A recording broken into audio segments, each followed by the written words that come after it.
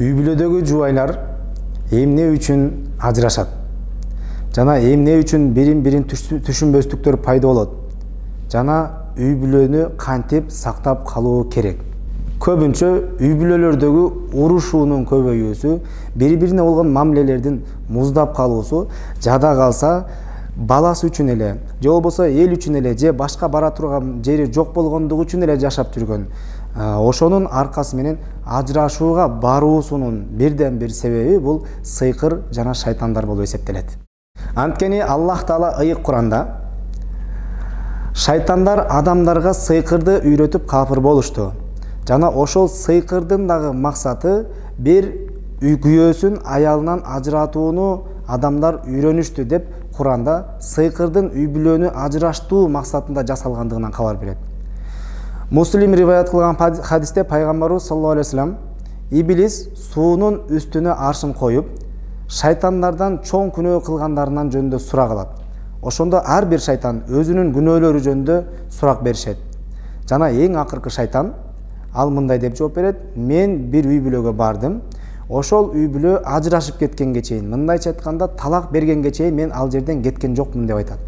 Ошондо Иблис ошол шайтанды азаматсың, сага сен кыйынсың деген бир мактоо сөздөрүн айтып, ошол шайтанды мактайт. Демек, үй бүлөнүн ажырашуусу, үй бүлөнүн урушуусу, үй бүлөдөгү абалдар, курч абалдардын бардыгына тең сыйкыр менен шайтандын сөзсүз түрдө тиешеси бар.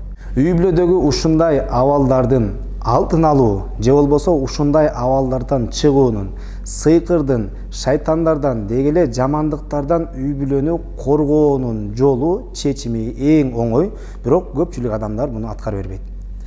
Бул Аллахка болгон тобокел жана ар бир кылып аткан ишибиздеги ыкластуулук.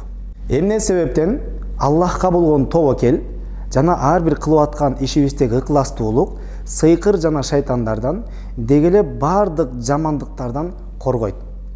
Аллах Таала ыйык Куранда алар сыйкырчылар эч бир адамга зыян жеткире албайт, бир гана Аллахтын уруксаты менен гана жетет деп айтат. Демек, сиз менен биздин Аллахка болгон тобокелибиз ошол эле сыйкырдан, сыйкырчылардан, шайтандан, бардык жамандыктардан өйдө турат. Жана бардык келип аткан жамандыктардын бардыгы бул бир гана Аллахтын каалоосу менен келет. Аллахка болгон тобокел ар кандай сыйкырдан үй бүлөнү сактап калуу үчүн, ар кандай сыйкырдан, шайтандардан коргонууга жана ошондой абалдардан чыгууга толук түрдө жардам берет.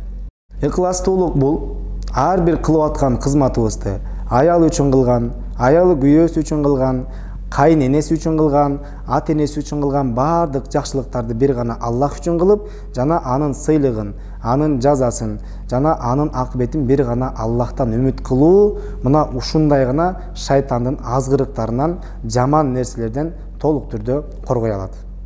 Аллах Таала Иблис шайтанга мындай деп айтат: сен бир гана ыкластууларды эч качан азгыра албайсың дейт. Мындайча айтканда, шайтандардын зыяны ыкластууларга эч убакта жетпейт. Ар бир кылып аткан ишибизди, кылып аткан кызматыбызды бир гана Аллах үчүн кылып, жана Аллахтан үмүт кылуу бул шайтанга эң чоң тосмо болуп эсептелет.